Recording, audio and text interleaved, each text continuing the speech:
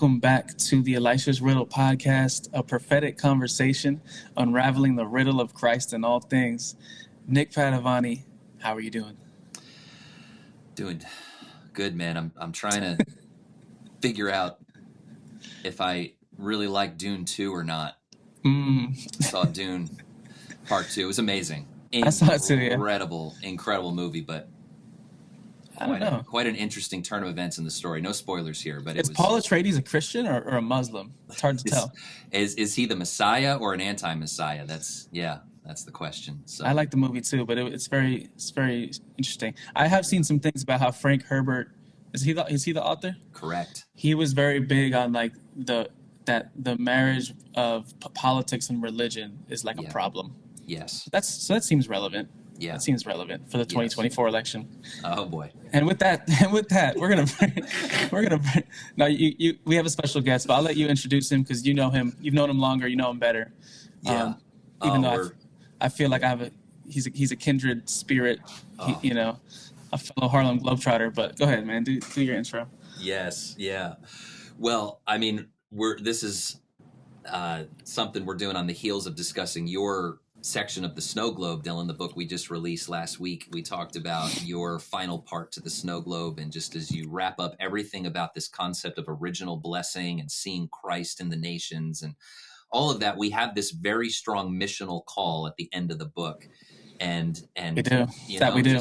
Just wanting to shake people up and realize that, hey, we are privileged to announce this glorious, happy, wonderful message to the nations. We're called to it. And so you and I both knew the first person that we wanted to have on this podcast as the follow-up to that in missions.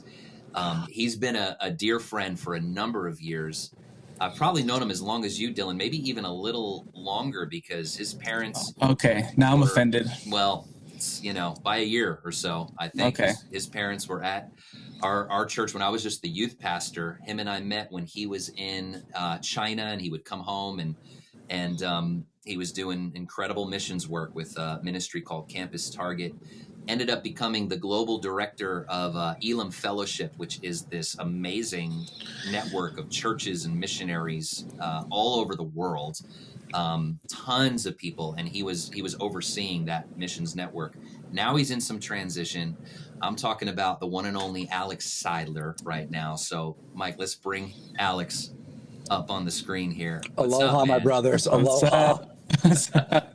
Speaking our love language. Oh man. I think it's good to point out that I have been your friend longer. No, don't like that. It's really important to set the tone of this entire podcast. I don't like where this is going. And I heard you're a Mets fan too. Is that true? Oh, dude, look bro, it's right next to my thing, my Barkley. What are we doing? What are we doing here? Next to this on my pillow. I'm just so heartbroken. You're Giants and Mets? No. Giants, Knicks, Rangers, Atlanta Braves. Oh, what a weirdo. My mom grew up in Atlanta. She had some time in Atlanta, so she's I'm an Atlanta Braves fan. I'm literally like Jets, Yankees, Devils. Like we're literally opposites. Oh, we're opposites, bro. Devils. That shows. We should prophetically tap into that, Nick, a little bit. My longest best friend on the podcast. I think we should try to dive into that a little bit today. It's just why isn't the gospel moving forward? Dylan, Devils fan. Okay, it's a hockey team. Martin Brodeur was a legend, man. That's when I grew up, man. He is. But thank you guys for having me on today. Very excited. Love you guys. Yeah. Love Elisha's Riddle. Love everything that you guys do and produce. And excited for our conversation today. Yeah, man. Well, I just shared, about your involvement in China, and the Chinese church. I guess as a young youth pastor, the Lord just lit a fire in me in learning and reading about what was going on in China. So when I met this crazy white American dude who was over there, whose family was part of this church and everything, I was like, this is just awesome, and had wonderful conversations over the years. You and your wife, Jody, man, have been at it for many years with bringing the gospel to some of the hardest to reach places on the planet. Yeah. And So Dylan, you had a question. Just maybe that would be good to kick us off. Yeah, sure. Yeah. And I've been a fan from afar, Alex. I'm from Jersey, but I've been living in California for 14 years now. Wow. And me and my wife, my wife's been a missionary for most of her life, actually. She's done work in like a lot of inner city work, like New York City, LA, but then also like Jamaica, Africa, Brazil. And so I've kind of gotten into missions through my wife, and then I did feel the call myself from Jesus. But I've always been just a fan of like, wow, this guy's really tapped in. I admire your leadership, and you're also very funny, and I appreciate a funny Facebook post. And I got to say, man, your goat level status for funny Facebook statuses, funny Facebook posts. So anyway, and actually the first time I think Nick really mentioned was when he said that you gave him a Harlem Globetrotter prophetic word, and and maybe start with that. Actually, I know that's kind of random, but we like to talk about the prophetic and have fun. So that's something that I've always been a Harlem Globetrotter fan, and I have always felt something on like the way that the Globetrotters travel the world and they bring the joy. I'm like, there's something about that with the gospel. So what was your prophetic word to Nick, and where'd that come from? Like, was that just truly like in the moment, or was there something about the Harlem Globetrotters that you? No, it was. Okay. Nick and I were hanging out at Frank's Pizza in West Milford. Yes. And we're just like catching up. Like literally, I'm not even sure. I think we were at church and just saying, "Hey, Nick, do you want to get lunch?" Right. We weren't speaking. We were just hanging out. Yeah. And then we were just praying. I think it was at the beginning of the Gateway Project, the formation of it. So I was talking to Nick about stuff. And we were just praying at the end. And Nick was praying over Jody and I. And it was just, I saw Jesus in full Harlem Globetrotter uniform. That's amazing. Spinning the world on his finger. And so That's amazing. I don't know if it was a word for Nick. I was just like, dude, as you were praying, I just saw Jesus as a Harlem Globetrotter. And Nick just fell out of his chair, dude. It was amazing. It was go ahead, Nick. Well, I fell out of my chair because Dylan and I that week, and probably for a number of months leading up to that, we're talking about this image of God and this call of missions being like the Harlem Globetrotters. Dylan was sending me videos or pictures of the Harlem Globetrotters in North Korea. North Korea? Did they make it into North Korea? They made it into North Korea. The hardest to reach nation. But in our conversation, you didn't mention anything. It was literally the Lord just dropped it. Yeah. As a confirmation to you guys, and He wants to release joy in the nations, baby. Yeah. And I would say, as far as I've been in missions now for 18 years, the thing that I see the most is that there's a high pioneering apostolic spirit that gets stuff done, but it's missing the entire mission of why we're there, which is to release the joy and love and presence of the gospel. Wow. It's not just to get stuff done. So what I find in all my years, and now that I've been at a higher level for 6 years, overseeing missionaries and ministries all over the world, as I see there's a lot of people working for God, slugging it out in the nations, going through all sorts of H-double hockey stick, left and right, just traumatic situations. But there's a major gap in what they're doing for God versus communing with God and living in the nations and fulfilling your assignment. And so I like to think of it like, I think God is tired of missionaries trying to fulfill the Great Commission. Yeah. Because we're trying to do it in our own strength. We're trying to just plow on through. It's like, I think God's kind of like a really gentle, loving, amazing, happy father who's looking at his children working really hard. But he's like, okay, are you guys done yet? Because then when you're done, we can move some things forward. Wow. And I just believe, I think the right now word of God as of March 2024 for missions across the world is He is awakening a fresh missionary, a fresh type of missionary that is full of the gospel, full of the presence of God, full of mission, but will not solely be mission focused, where his family, his relationship with God, his own satisfaction and fulfillment in God, when all that stuff gets hit because of the mission, we're missing the very thing that we're there to do. But I think He's raising up a missionary that's a new breed of missionary that's not so overdriven that the most important things fall to the wayside, but very presence, identity driven, where we're living in the nations and seeing the gospel multiply. Wow, man, man, that's powerful. We could drop And them they're wearing there. Harlem Globetrotter uniforms. Let's be clear about that. Yeah, man. Sometimes I read the Message Bible. I don't know if you're okay with that, Bishop Alex. I'll But forgive you. okay, in Galatians in the Message, it's amazing. That's the reason Eugene Peterson translated the Message. He started with the book of Galatians, and it says, there's a verse in there where he's talking about the law versus faith, and it says, doing things for God is the opposite of entering into what God does for you. And I'm like, that's money right there. That's gold.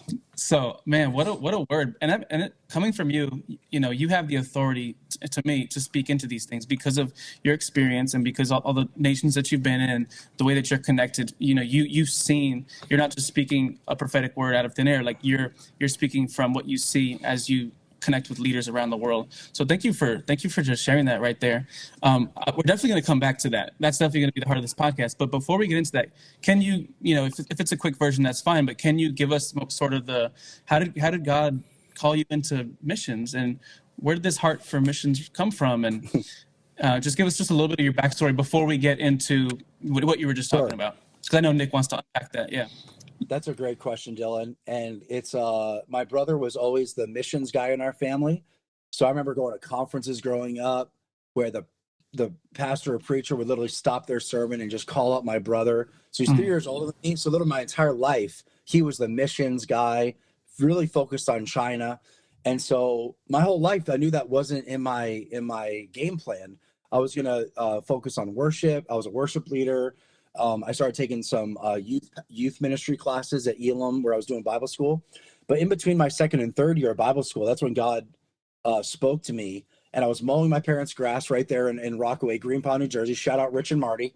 Better than Rick and Morty. Rich and Marty. They're the best. Legends. Love that. And so I'm mowing the grass and God speaks to me. And I'm telling you, it's the clearest I've ever heard God speak in my life. And I released the thing. I stopped the mower and God just says simply, son, would you give a year overseas after you graduate? And without even thinking, I just said, of course, God, whatever. Started up and went. And so it was just a thing of like, of course I'll do it. Like, I'll do whatever you want me to do. I don't care. I'll work at Walmart for the rest of my life. I don't give a rip. Just, I want to do your will. I don't care. Amen. And then later on that year is when two young men came back from China, who they were the founders of Campus Target. And I was at a good friend's house. We were all playing Risk, which is prophetic, by the way. So we're all playing Risk. And just over the game of Risk, they go, dude, we're getting like a crew of people to go back and do what we just did. It's not even, there was no name Campus Target. There was no anything. And they go, we're going back we want us to ask people to give a year to go to China and serve there. And it was like the easiest thing in the world. It's like, of course, yeah, God already prepared me. I've had China in my life, literally my entire life. On my dad's side, his great uncle was a missionary in China when everything shut down in Mao Zedong era. Everybody got kicked out. On my mom's side, there have been missionaries in China back in the day.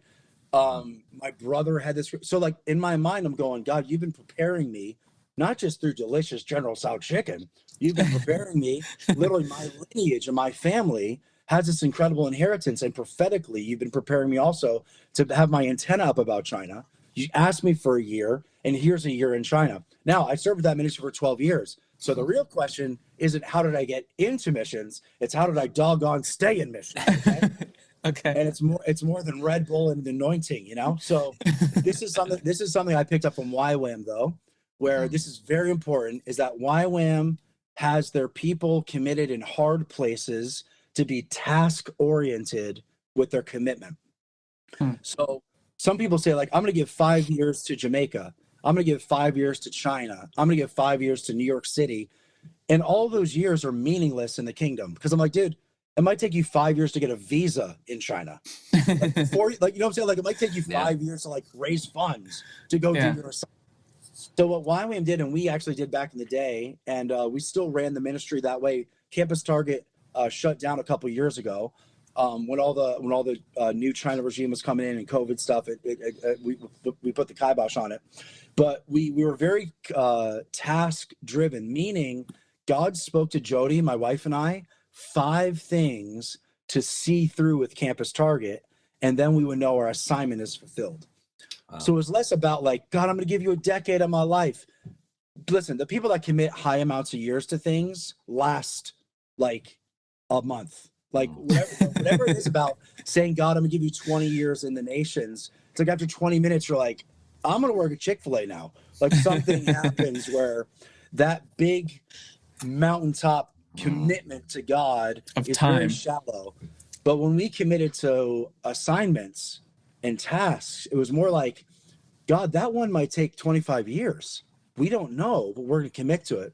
So I stayed in that ministry for 12 years. And it was because we had the call of God on our lives, and he led us and he spoke to us. We had an amazing support team. We had 3 churches in New Jersey support us: Christian Life Center, the Journey Church, and the Almond Branch. It was like, we had every church in the Highlands around us just cheering us on, dude. But I'm telling you, how we last, and I wish I could get the secret out to every missionary in the world, how we lasted, because there's so many highs and lows in missions. Dill, if you've been on the field, you get it. Pastor Nick, you're pastoring a local church, you get it. Ministry just like loves to beat the crap out of you and test your calling. But because we committed to things that God spoke to us about fulfilling, that actually helped us stay the entire way, man. That's good. So that's how I got in. It's not how I got in, it's how I stayed. Yeah. That's my like my testimony. That's my gospel story. Yeah. Because everyone can do missions for a year. Yeah. But if God calls you for the long term, can you stay in that thing and stay faithful? That's amazing. Okay. All right.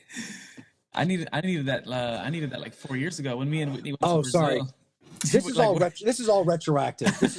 Well, I was gonna say, man, that's a good word for anything, though. I mean, really, for any form of ministry, like, you know, because it just it gives you focus. It gives you a different kind of focus than some big general kind of heavy burden, you know. Anyway, so I appreciate that, man. That's good.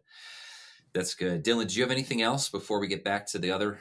I was just gonna say, me and Whitney, we committed to 2 years. We committed to 2 years in Brazil. We were there for like 4 months, but COVID hit. So it was like a legitimate reason. Pandemics and other things. Yeah. You know. Oh, dude. Yeah.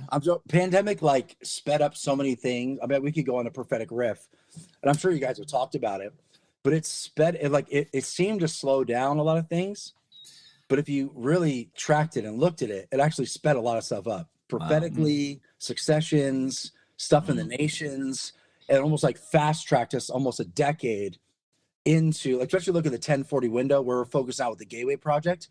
Things like through all the shutdowns and all the government policies and all the stuff, it seemed like things were regressing. Yeah. Which is it looks like that way, but actually it just got us a decade ahead, which is terrifying and exciting, man. Yeah. Oh yeah. Yeah. We could camp out there, right? I mean, I think of Paul in prison. I think of quarantines that have been imposed on people in the work of the gospel that actually enhanced the gospel. Dude. But you just talked about the 1040 window. You threw that phrase out. You mentioned Gateway Project, and I want to go into that a little bit because it's a beautiful thing that we're partnering here over here at the Christian Life Center Journey Church, Almond Branch Church here. Yes. For the Journey Almond Center. That's what I call you guys. New name. All right, let's go for the 4th. So, you know, back to what Dylan was saying before, Alex, about like you carry an authority with this because you're living it. You're with people that are engaged with this 110%. I just want to affirm that that's true because I've been out with you. We spent some time together a year and a half ago where I was able to be with you at the inauguration of this beautiful vision called the Gateway Project, this collaboration happening to see this part of the world, what's called the 1040 window, in Asia, parts of Africa, just the least reached places of the world getting impacted with the gospel. And I got to see firsthand, like, the values that you were talking about before, about the joy of the Lord, family, all of that. And now I'm in relationship with some of those missionaries who are still there forging this vision out. And I'm Yes. seeing it, man. I just talked to one of them today, our friend Jordan. Yesterday I talked to him, and just beautiful people who are over there, and they're really living this out. The joy, the Yes. fruitfulness, the focus on rest with the overflow that ministry is supposed to be. So I just want to affirm that you are living this out, and you do have the ability to speak into this. But talk to us a little bit about the Gateway Project. I'll probably jump in a little bit too, because there's some things Sure. that, just prophetically that God has connected us with. But yeah, Yes. share a little bit about that, man. Awesome. Thank you, Nick. Yeah. The Gateway Project, the tagline is the Great Commission needs a great collaboration.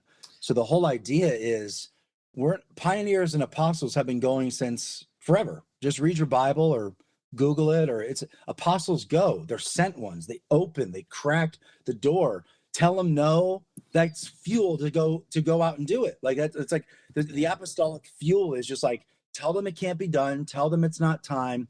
Tell them God's confused. That's all they need to go and take an entire nation or city for God. Yeah. So that's been going on forever. All we're doing is we're capturing that same spirit of pioneering and apostolic punch. And we're saying, instead of apostles or pioneers just going out individually, let's do it together. So it's harnessing this collaboration, and picture Knights of the Round Table. No one's really over each other, but we're all putting our swords down and saying, hey, for the sake of the gospel, for the sake of the 1040 window, which is really just latitude and longitude coordinates, 10 degrees north by 40 degrees, in that latitude range. And then from the west coast of Africa to the east side of Asia, it forms this beautiful rectangular box.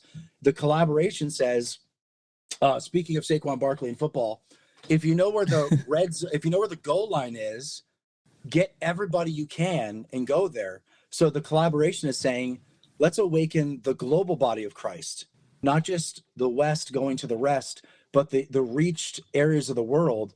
Let's go see an awakening happen there, where all eyes are focused on the 1040, and whether they're going to give, pray, short-term trip go, long-term placement, it doesn't matter. We want to see the global church arise in this hour to go after the thing that God cares about the most. And if you read your Bible, God seems very chaotic. He's leaving the 99 saved. He's leaving the 99 ones that are in the sheep, that are tithing, that are leading the youth group. He just kind of abandoned them, it seems, and he goes after the one knucklehead that's just like falling into the river, which is me and all of you guys on this screen. Like, he chases and pursues. He's so, quote unquote, wasteful in a lot of churches and Christians' eyes, but it shows you the reckless focus and tenacity and the apostolic nature of God to do whatever it takes to go after it. So that's what we want. We want to give our apostolic, loving, amazing Father the thing that he desires most. And it's seen in Revelation 7:9. Every tribe, every tongue, every nation, every ethnos is represented. If you study those words in Revelation 7:9, they all mean a different thing. It's not just like a synonym for a people group. They all are touching on a fabric of what God desires. And that's all pretty much found in the 1040 window as of right now. So the Gateway Project is 8 organizations working together. Many other amazing people and churches and ministries are also a part of it. But we have a base in Bangkok where we do training. We send teams, and they get trained in Bangkok and then sent into specific cities that are almost like modern day Ephesus cities. So these are gateway cities that are keys to reaching the remaining unreached people groups on planet Earth. So the whole goal is, let's do it together. Let's go to the craziest places, and let's not train them in like America to go to Saudi Arabia. That sounds like dumb. They're not getting ready.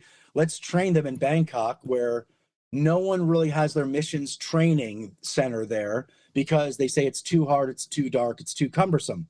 But once again, to us, we're going, what a great place to train people to go into these cities that have been so overlooked and so challenging. Why not train them in the place that no one else wants to train them in, so they can go through something together, be forged together, and then launched into their gateway city? So the home run for us is seeing there's 100 gateway cities that we're focused on.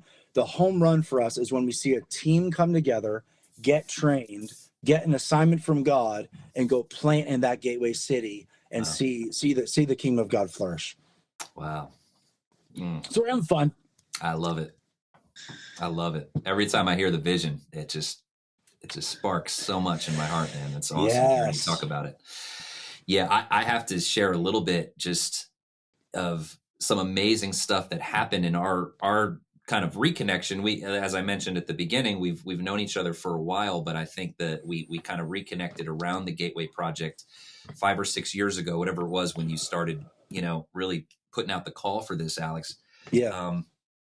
But what was amazing is that I was having these discoveries in the Bible as I'm studying the Song of Songs, and everybody listening knows how much I'm in that world of that particular book, which people don't normally think of the mission fields, when they think of this love poem with a shepherd and this woman hooking up, but Bing bong. But there's this beautiful revelation of the bride rising in the Song of Songs, and as this bride rises, who represents us, I started to see this vision at the end where she is wanting to bring her beloved, bring the one who represents Jesus, it says, back to her mother's house. And I had already interpreted the mother in the story as Israel, the nation of Israel. That's what a lot of people, I shouldn't say me, this is a common interpretation of the mother throughout church history. The mother Israel gave birth to the church. We were birthed out of Israel.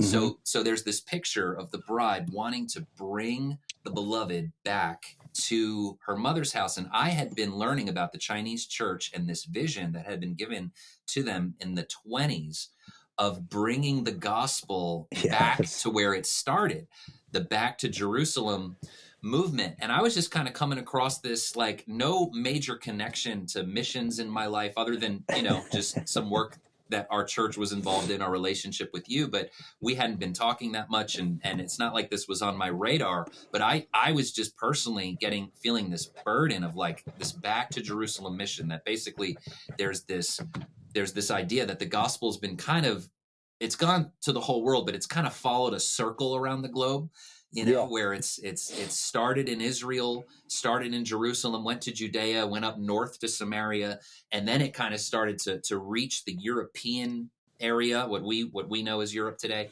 And it went over to America. There's been revival in South America. There's been amazing things in Africa, South Africa. And we've seen the fire move to the Korean Peninsula and all these places, the Philippines. But there is, in what you described in that longitudinal, little window there is this area that has not been touched with that fire of grace. And so the Chinese church picks up on this vision in the 20s. And I add this into the book that I wrote on the Song of Songs, that they had this vision before Israel was rebirthed. They had a prophetic vision. It's written, it's recorded in the 20s. Before Israel even came back as a nation for 30 years, they were praying to bring the gospel back to a nation that didn't even exist anymore. And yet God had this plan. So fast forward to you and I talking, you sharing that you had connected with all of these different ministries in this collaboration you just described. Bro. And these are people that are basically all carrying this Back to Jerusalem vision. I had just been writing about it. I found it in the Song of Songs of all places.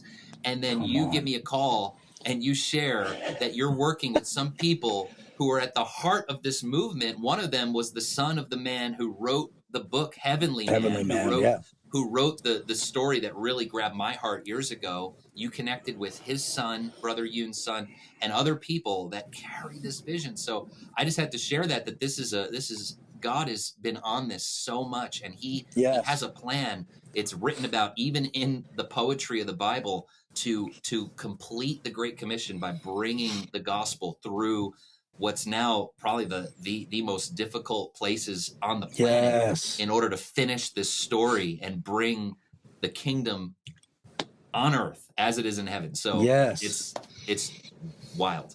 And bro, wouldn't it just be so God to, like, the hardest places to reach right now are going to be reached by people that are not working the hardest. but are like totally love Come struck on. and Yeah. totally like Come they on. don't have the best. Like I'm so sick of. Let me just go on a rant real quick. Yeah. I'm just so sick of like Fortune 500 ministry strategies. I'm just so sick of them. Yeah. And they try to like copy and paste them all around the world. It's like, stop doing this, dude. Because most churches and ministries could be run by like heathens. Like you with your strategies, you don't need any spirit-led son or daughter of God to lead. You can just like plug and play anybody who's a little bit charismatic and can write a sermon on AI. And then it's like, hey, you're good to go, baby. So I'm like, dude, how we're gonna finish the job, dude, is we're gonna get love sick and love struck intercessors, worshipers, kingdom-minded people. So that's the Gateway Project. That's what we're trying to do. Like, we're not trying to overthink it. Nick, you know, because you've been in our meetings, and I talk about it all the time about being open-handed with God. And I'm like, the most apostolic pioneering things you want to do are to figure it all out, get handsy with it, plan out the next 5 to 10 years. And I have people right now, dude, real talk. If you're listening, I love you. I'm not going to say your name, but I have people now pressuring me to put a 5 to 10 year strategic plan together. And they keep on pushing back saying, we have 5 to 10 year goals, but I will not confine the work of God through the Gateway Project to what I think I can accomplish in the next 5 years. Wow. Because this thing needs to be God breathed and God done. And the underground church is in the same place. Like Heidi Baker met with our Elam China Apostolic leader, Kevin Graves, and they sat down to talk about the Gateway Project. And then the Heavenly Man's movement through Irish Global and our movement called Elam China together is probably 10 million plus believers, 300,000 churches. I don't know.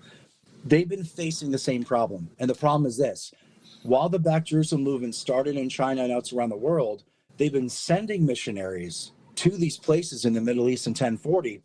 But because China is so mono-ethnic, they've never had a cross-cultural experience or training. They land in those places, and one of two things happen.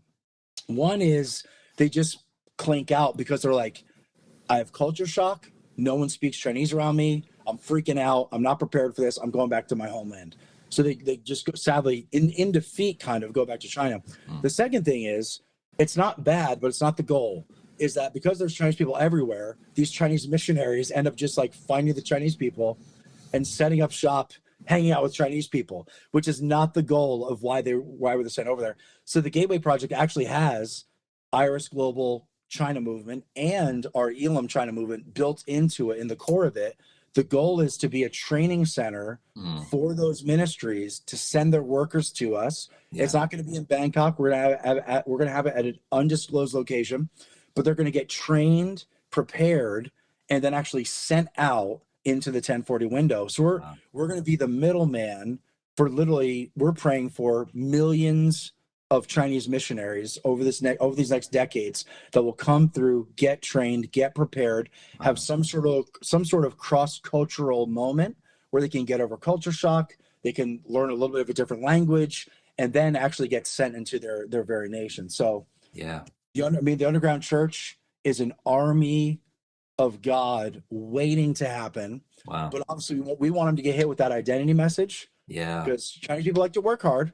But we want them living in the very thing, Nick, that you really bring to our team on Gateway in a massive way. The message of grace, the message of identity, living in original blessing. We want to see every single person that comes to the Gateway Project get absolutely saturated in that. So when they launch to the nations, they're not working to feel satisfied. They're like, dude, I'm here and I'm fully satisfied. Let's see what God does. You know, that's what we want. That's the goal. Awesome. That's the best kind of work. Come on, baby. Oh, that's good. Yeah. I want to sign up. Sign me up. I'm gonna talk to my wife. All right, you're in. I just processed your application. Stamped and approved. I love it, man. It's we've been talking a lot about like the original blessing message and what Christ has done and seeing people. A big part of what we've been talking about in our new book is seeing people from God's perspective, seeing the world from God's perspective. And as a missionary, like you have to live off that. And so it's perfect timing to have you on, and just you're an example of someone who's doing it and who's helping champion others to live it out. And it's just a great it's a great marriage of just missions and the gospel. So Amen. yeah. Yeah, Nick, do you want to finish with anything else? Yeah, I mean, no, that kind of says it all. I mean, the when we say, the original blessing message, like there is something so powerful about seeing people, seeing the original identity, the original purpose of God, So right? good. And so what it does is it removes fear. One, right? It's like you're not going out into this scary place where there's these aliens, monsters that you have to pray that they convert to some other type of being. Like these are lost brothers and sisters. Like there's something about seeing them as family. And yeah, so when Amen. I was in the Gateway Project, that was when I was there visiting. That was the spirit and the heart of this thing. And I feel like the Lord, Alex, is just setting you guys up for Amen. success in every way. And there, you and Jody are entering into this thing really full time, right? You guys are. We are, baby. Yeah. So yeah, a couple months around. So middle of May, we're full time launching Okay. into the Gateway Project. So Yeah. a lot of transition in our lives. We have two little foster boys that one of them is officially in the adoption process, which is amazing. Wow. And the oldest is kind of headed that way. Not there as of right now officially, but our oldest, who's been with us the longest, is starting to head that way. Awesome. So massive transitions on our family growing, which is awesome. Okay. And then massive transitions of launching into Gateway. So we've Wow. been obviously like a part of Gateway since the inception. We launched it in a sense with the other ministries, Yeah. but to really focus on it, we realized like I just came out of a meeting with our Gateway executive team. We have like 5 families we're processing right now that want to go serve in Gateway City. So it's like Wow. there's so many people that love this idea of let's go to the most strategic places, but let's do it together. Yeah. That's the really exciting thing. So Yeah. now you guys know whenever you get apostolic pioneers together and have everyone play nice, it's like that's not going to happen. So there's a lot of challenges to this thing of the organizations, the apostolic nature of this thing. Yeah. But I'm telling you, the fruit we're producing is totally worth it because we're seeing the same spirit of like, let's knock down the doors, let's go to where no one else is going. We have the same objectives of like end goal of like, we want to see the nations reached. We want to see teams playing in these cities. We want to see the gospel go forth. But the way that we're doing it, God has really set us up and put some foundations in place that it's really unlike any other. Like I've seen like the Send, I've seen some other really high collaborative organizations come together where it's like you can't quite tell like who runs the Send. Does YWAM or does Todd White's dreadlocks? Who runs this shit? Nobody knows. Is Benny Hinn pulling the strings? We'll never know. But like Gateway Project's kind of the same way. It's like when like for the past 2 months, I've been like out of meetings. Like I haven't attended anything. I haven't responded to any emails. I haven't responded to my Signal group. So I'm in trouble with some of them because like what is going on? But everything is moving forward. So this is not like an Alex Elam central thing. Yeah. You can't quite tell who's leading it, and we love it that way. Yeah. Because that's how God's building this thing out. Wow. So we gotta get you over, Dill. We gotta get you over, baby. No, we'll talk. My wife's she loves. I think we'll talk. Come on, Whitney. Let me say 2 things to wrap it up. Number 1, I love what you guys do with the fostering and adopting. As you know, me and my wife, we started fostering last year. Just last night at our church, we had a prayer meeting. We do once a month in the evening, like prayer and worship night. And our lead pastor actually started praying that our church would have more foster families and stared praying he was actually praying for the spirit of adoption. And like he had me and Whitney come up, and we have like 5 families that are already doing it. And so I think our church is really like God's really speaking that to us. And that was the first time that ever happened to like that. It was like publicly prayed for and like spoken Oh my about. gosh! So it was actually a big deal just last night. Just speaking of missions, right, and the local expression. Come on. Family and adoption. I would just be on the floor weeping and writhing. I would be like, dude, Mama! I would just be on the ground, dude. I was messed up, and I prayed earlier in the meeting. I don't always pray in prayer meetings. A lot of times I'm just sitting there, but I was really praying last night, and I was like, Lord, I pray for favor with like fostering, and I pray for favor with like Yes. lawyers and case managers and judges' decisions. Like I was getting real specific, you know. I'm always like meditating or praying, but I was like actually like interceding, like asking God for things. Wow. And then that was like 20 minutes later, the pastor got up and he was like, I feel like we gotta, you know, pray for fostering. So that was amazing. Come on. Wow. And I love that you guys do that. And I look up to you guys in the way that you're doing it as well. So that could be the title for this podcast. Dylan actually prayed. Comma, but he calls the devils. The devils. Okay. Last thing. I literally see my foster baby waking up right now on the monitor. So this is perfect timing. Last thing, a prophetic word of encouragement for you and Jody in this time of transition, and for the Gateway Project. Yeah. Because we've been having this prophetic word. We've been talking about a lot, that the church is going from a Leah bride to a Rachel bride. You know the story, right? Jacob, he worked for Leah for 7 years, but then he had to work another 7 years for Rachel. And Rachel was kind of the beautiful one, and it was said that Leah had a weak eye. She was weak in her eyes, and so we've been prophesying that we believe that there was this prophetic word is a 14-year prophetic word that started in 2017.